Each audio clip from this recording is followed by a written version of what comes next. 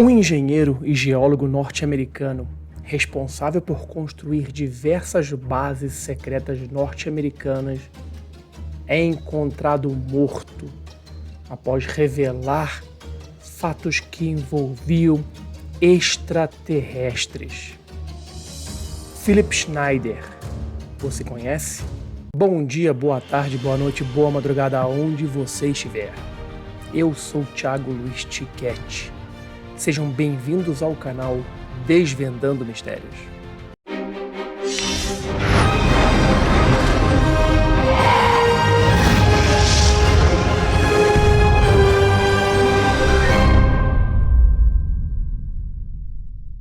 Philip Schneider, uma pessoa controversa no meio ufológico, morreu há alguns anos atrás, após revelar fatos que ligariam o governo americano a extraterrestres. Dizem que ele foi assassinado. Outros falam que ele se suicidou. Mas qual é a verdade? Neste documentário você vai saber mais sobre quem era Philip Schneider. E depois eu quero saber o que você acha. Qual a sua opinião? Mas antes de começarmos esse vídeo, não se esqueça. Se inscreva no canal. Marque o sininho, que é o lembrete, porque sempre que tiver um vídeo novo, você vai ser avisado. Deixe também o seu like nos quase 400 vídeos do canal. Por fim, deixe a sua opinião, o seu comentário é muito importante. Eu respondo a todos eles. Vamos então para esse curto documentário, mas muito interessante, que nos revela, ou tenta revelar, quem foi Philip Schneider. Philip Schneider was born on April 23, 1947 at Bethesda Naval Hospital. His father, Oscar Otto Schneider, was a captain in the U.S. Navy. He was involved with both the Philadelphia experiment and Operation Crossroads. 7 months after Schneider began speaking out, he was found dead in his apartment in Oregon. The coroner ruled the death a suicide. Schneider once stated that if anyone claimed he had committed suicide, then you would know he was murdered. Schneider is survived by his ex-wife Cynthia Dreyer and his daughter Marie. Now, for the first time, Cynthia and Marie sit down with open minds, and in this exclusive interview, they discuss the man who was at one time a husband and father who made some astonishing claims about the U.S. government and extraterrestrials that put all involved under intense scrutiny. Toward the end of his life, the last 2 years, he was out on the lecture tour, and he had pretty good memories of everything that he had done, all the events that occurred, and he had new materials that he had discovered in his father's basement. He talked more about Morse and Knudsen, that they were a military contractor. They were civilian, but they contracted with the military.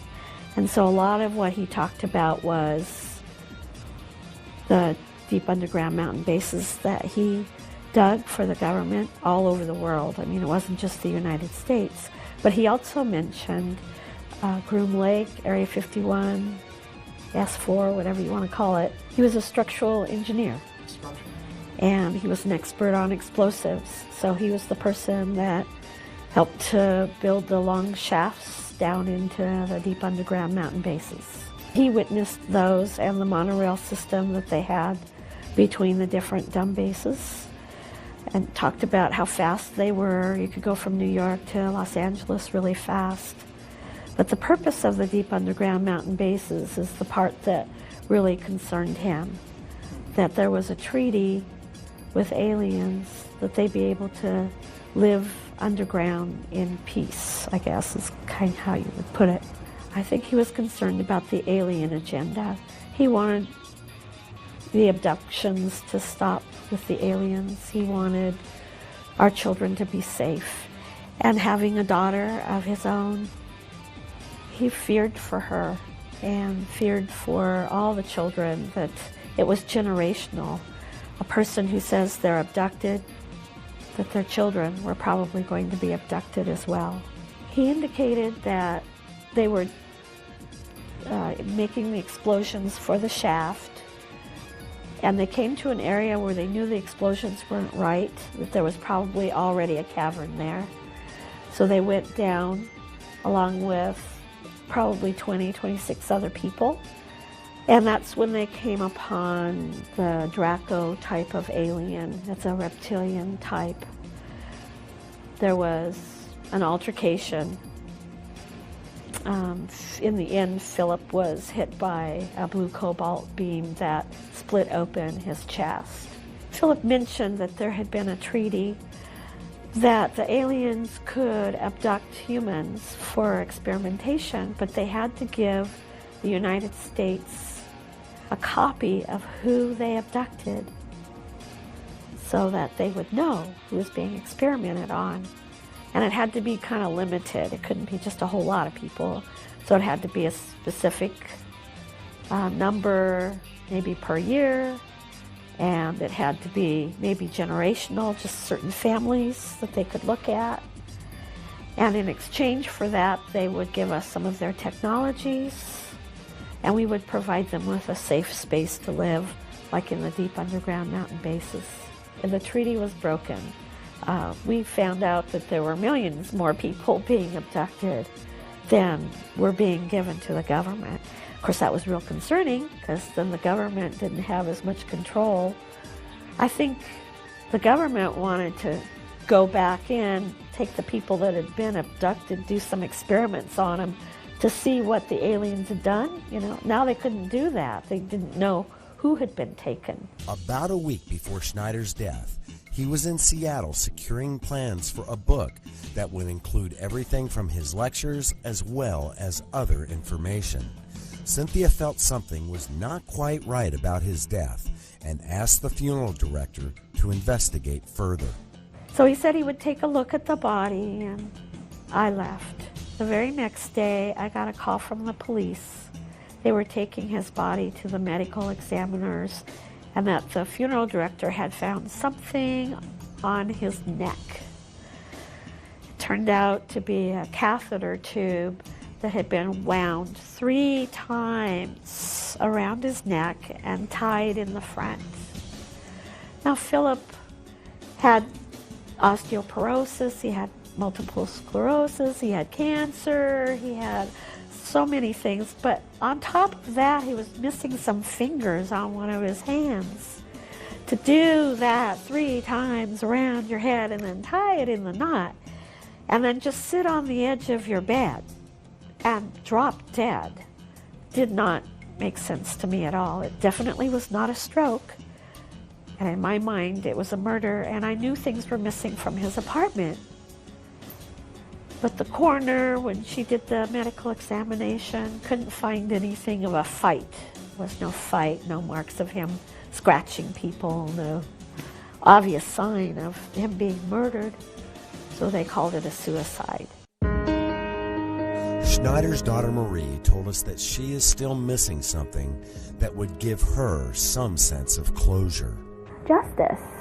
Same thing that my mom said, the death certificate being changed to at least unknown, because it's so unjustified right now, and it's sad. Marie, who now has children of her own, also expressed that she misses her father greatly and still carries concerns from what had happened. She will make sure that he will not be forgotten.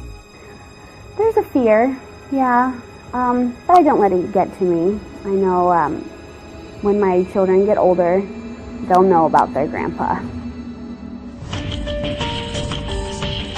So what is it about this area of New Mexico that has created such mystery?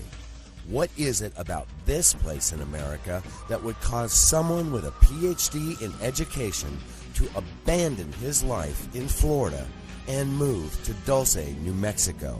So I took an early retirement from my position as a college professor in Miami to come out to where the hot spot is. I had a choice of either going to Roswell or to Aztec, but Dulce is the place where it's currently happening, and that's why I'm here, to find out whatever I could and to immerse myself completely into this arena. Early on in my life, maybe 4 or 5 years of age, my sister, who's younger, was abducted. and she's had repeated abduction experiences throughout her life. And I vowed to her and to myself that I would do whatever I possibly could to find out the truth, whatever that might be. Howard Eliason experienced all of this around the age of 5, and the memory of this first incident with his sister will never leave him. We lived along the Delaware River, and the fellows that were putting up the television antennas above our house, we were out in the middle of nowhere, called my mother and myself out to see what was going on. There were 5 UFOs, they were light bulb shapes above the house. They hovered, I don't know, but they were very low, and they put out the angel hair, like the spun glass, fiberglass. It covered everything, the trees, the house, everything. We were frozen, and out of my peripheral vision, I saw my sister, the baby sister, levitated out of the window. And that was it. And just to fill the story a little bit further, as we got older then, she was telling me of her repeated abduction experiences, and the type that were taking her were the reptilians.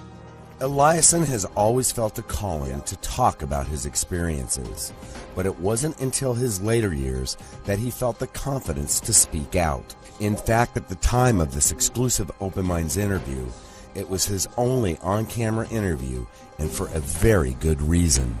I wasn't always this way. I had this obsession, so to speak, and this calling towards this topic. And yet, when you're younger, you'd rather be dead than be different. And I wasn't any different than anybody else. It was only when I get into the stage of life where it really doesn't matter anymore whether people understand it or not.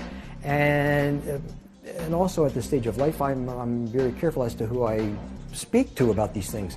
The History Channel was up in the area last year, I guess it was, and they approached me twice. Well, they didn't come to me. They wanted to get in touch with me, and people who knew that I was interested in this sort of thing told them, well, that they might want to contact me. They were really interested in doing that. But I avoided them. Anytime I saw anybody coming up the driveway, I didn't want to be involved. Why? Because I don't want the people in this area, excuse me, I don't want the people in this area to think that I was ever an opportunist. Forgive me with this. The people around here have been marvelous to me.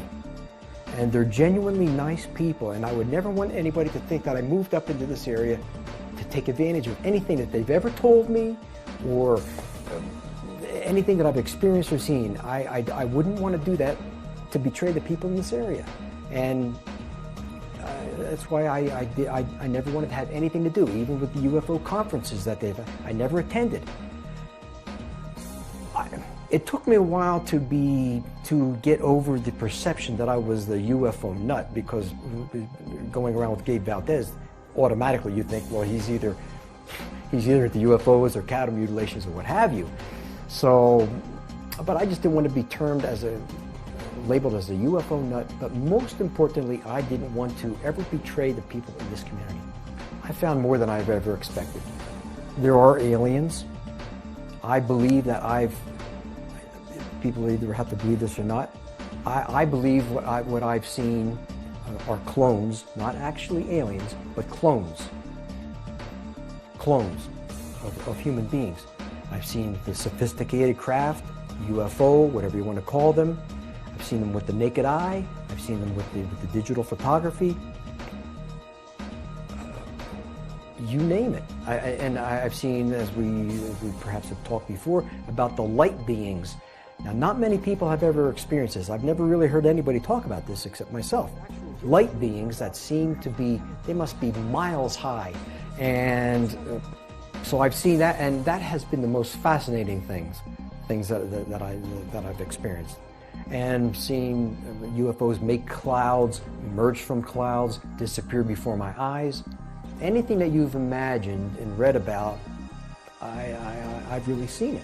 Two of Eliason's neighbors and longtime residents of Dulce sat down with open minds and told us that what Eliason has expressed is normal for the Dulce area.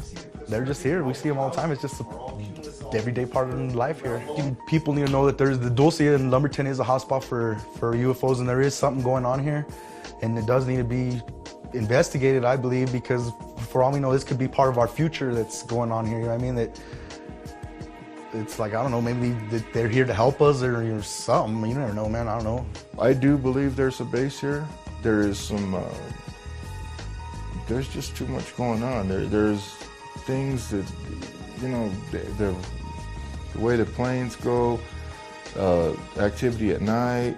I haven't really seen any vehicles, military per se, but it's here. Whether anyone believes all or part of any of the stories from cattle mutilations done by extraterrestrials or alien fights underground, or even from the recants of alien abduction, no one can dispute the fact that Dulce is surrounded with mystery. And with Kirtland Air Force Base and Los Alamos National Laboratories just a few hundred miles away, there is also little doubt that a military influence could be the cause of some of the accounts and speculations. As for the future of the Dulce area, open minds will be keeping a watchful eye open and our ears to the ground and ready to investigate any abnormality that may spark our interest. This has been an Open Mind special report on the myths, legends, and truths that surround Dulce, New Mexico.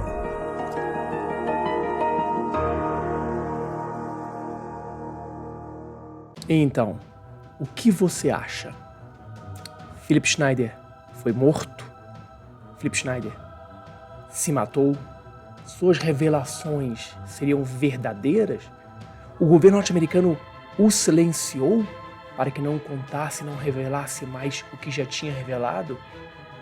Será que um dia vamos saber a verdade sobre o que ocorreu com Philip Schneider? Ou, mais ainda, o que ele dizia era verdade? Deixe a sua opinião nos comentários. Um abraço e até o próximo vídeo.